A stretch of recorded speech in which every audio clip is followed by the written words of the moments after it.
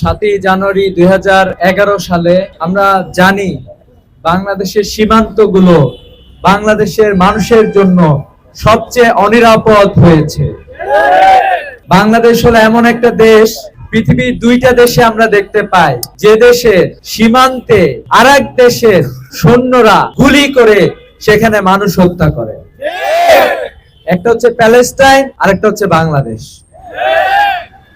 আমরা বাংলাদেশের যেই সরকারি ক্ষমতায় থাকুক না কেন, আমরা সকল সরকারের প্রতি আহ্বান জানাবো, সীমান্তের যে কোনো হত্যার বিরুদ্ধে আপনাদেরকে শক্তিশালী পদক্ষেপ গ্রহণ করতে হবে।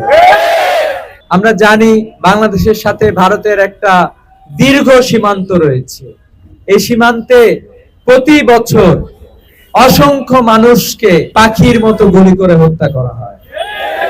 এই সীমান্তে 2011 সালে আমার বোন ফেলানীকে শহীদ করা হয়েছিল।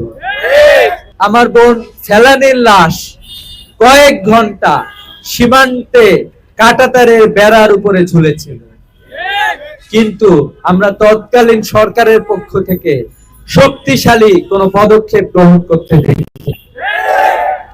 আমরা দেখেছিলাম বিভিন্ন মানবাধিকার সংস্থা, বাংলাদেশের জনগণ এটার বিরুদ্ধে প্রতিবাদ জানিয়েছিল। এর প্রেক্ষিতে পরবর্তীতে ফেলানী হত্যার সাথে যে বিএসএফ এর কর্মকর্তা জড়িত ছিল তাকে বিচারের আওতায় নিয়ে আসা হয়েছিল, কিন্তু তার বিচার এখনো হয় নাই। আমরা বাংলাদেশের জনগণের পক্ষ থেকে, বাংলাদেশের মুক্তিকামী মানুষের পক্ষ থেকে এই হত্যাকাণ্ডের বিচার দাবি জানাচ্ছি। সেই সাথে আমরা বলতে চাই, বাংলাদেশ ভারত সীমান্তে যতগুলো হত্যাকাণ্ড হয়েছে এক একটি করে প্রত্যেকটি হত্যাকাণ্ডের বিচার নিশ্চিত করতে হবে। জুলাই বিপ্লবের আগের বাংলাদেশ আর জুলাই বিপ্লবের পরের বাংলাদেশ আর এক না।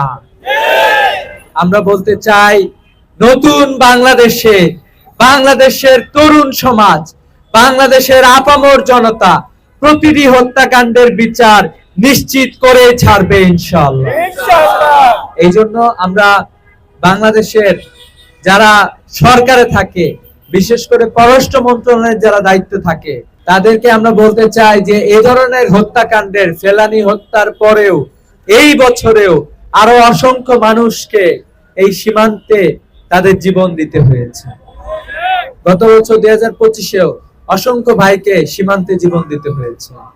তো আমরা বাংলাদেশের মুক্তিকামী জনতার পক্ষ থেকে বলতে চাই, আমাদের সীমান্তে সংগঠিত প্রতিটি হত্যাকাণ্ডের বিচার নিশ্চিত হতে হবে।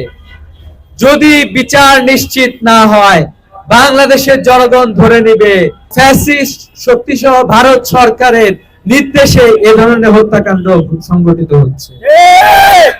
বাংলাদেশে অসংখ্য ভারতীয় মানুষ বাংলাদেশের বিভিন্ন কলকারখানায় তারা চাকরি করছে। অনতি বিলম্বে যদি এই সীমান্তের হত্যাকাণ্ডের বিচার না হয়, তাদেরকে বাংলাদেশ থেকে ভারতে পাঠিয়ে দিতে হবে।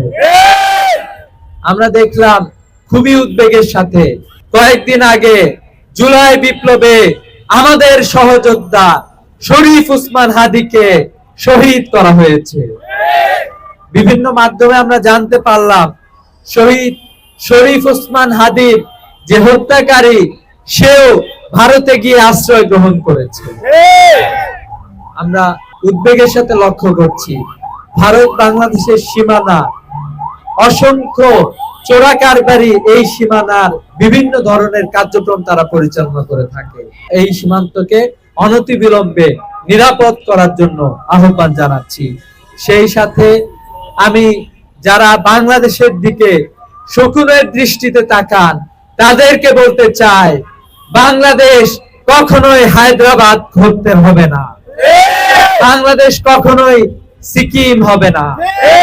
বাংলাদেশের জনগণ সব সময় মাথা উঁচু করে এই জমিনে প্রতিবাদ করে যাবে ইনশাআল্লাহ। আমরা তরুণ সমাজকে আহ্বান জানাতে চাই, বাংলাদেশের মুক্তির জন্য বাংলাদেশের তরুণদেরকে এক একজনকে মানব সম্পদে রূপান্তরিত হইতে হবে। এই প্রত্যাশা রেখেই আমি আমার সংক্ষিপ্ত কথা শেষ করছি। আসসালামু আলাইকুম ওয়া রাহমাতুল্লাহি ওয়া বারাকাতুহু।